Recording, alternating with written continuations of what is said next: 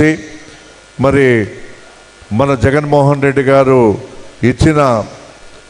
ఆయన ఇచ్చిన సంకేతాలతో మనమందరం కూడా మన పార్టీ తరపున మరి మనకు రావాల్సిన ఈ నీటి వాటాలను పొందే దిశగా అడుగులు వేసేందుకు మనమందరం కూడా సంసిద్ధం అవుతా ఉన్నాం.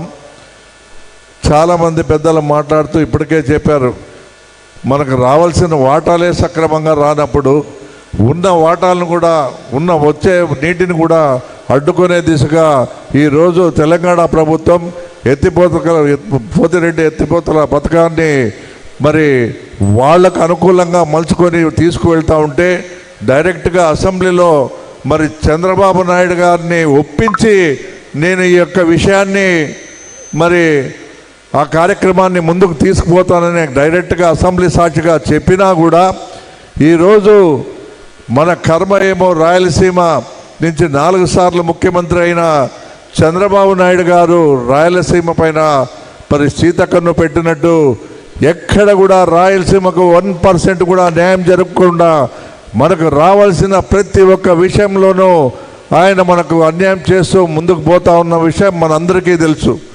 సరే, ఏది ఏమైనప్పటికీ కూడా వాటన్నిటినీ మన పక్కన పెడితే కనీసం మన 4 జిల్లాలకు 6 జిల్లాలకు మరి రావాల్సిన వాటా నీటిని కూడా మన కళ్ళ ముందే తీసుకుపోతూ ఉంటే రేపు రాబోయే భవిష్యత్తు తరాలకు మనం ఏం సమాధానం చెప్పాలని కూడా ఆలోచన చేసి మరి ఆ దిశగా ఈరోజు మనం రాజశేఖర రెడ్డి గారిని ఏ విధంగా గుర్తుపెట్టుకున్నాం. ఆయన గతించి దాదాపుగా 16-17 సంవత్సరాలు అయినప్పటికీ కూడా ఈ రోజుటికి ఆయన మన హృదయాల్లో చెక్కు చెదరుకోకుండా నిలబడిపోయినాడంటే ఆయన మనకు అందించిన జలయజ్ఞం ద్వారా అందించిన మరి ఈ నీటి ప్రాజెక్టులు ఈ రోజుటికి మనం మర్చిపోలేకపోతా ఉన్నాం.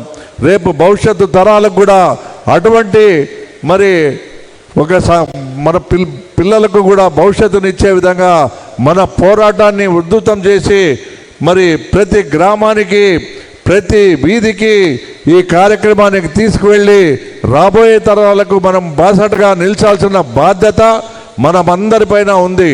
కాబట్టి ఇది ఏదో రావడం, మీటింగులు జరుపుకోవడం, మరి వెళ్ళిపోవడం అనే విధంగా కాకుండా ప్రతి చోట కూడా దీని గురించి మనం చర్చించాల్సిన అవసరం ఉంది.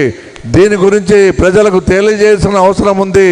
ఈ యొక్క మెసేజ్ను ప్రతి ఒక్కరికి కూడా అందజేసే విధంగా మనం ముందుకు సాగాల్సిన అవసరం ఉంది. కాబట్టి ఇప్పటికే చాలామంది చాలా విషయాలు క్షుణ్ణంగా చెప్పినారు. నీటి ప్రాజెక్టులు, మనకు రావాల్సిన వాటాలు, మనం ఎలా నష్టపోతూ ఉన్నాము, మరి ఏ విధంగా దీన్ని ముందుకు తీసుకుపోవాలనే విషయాలు కూడా వాళ్ళు చెప్పడం ఇప్పటికే కాలాతీతమైంది. కాబట్టి ఈ అవకాశం కల్పించిన పెద్దలందరికీ కూడా మరి నేను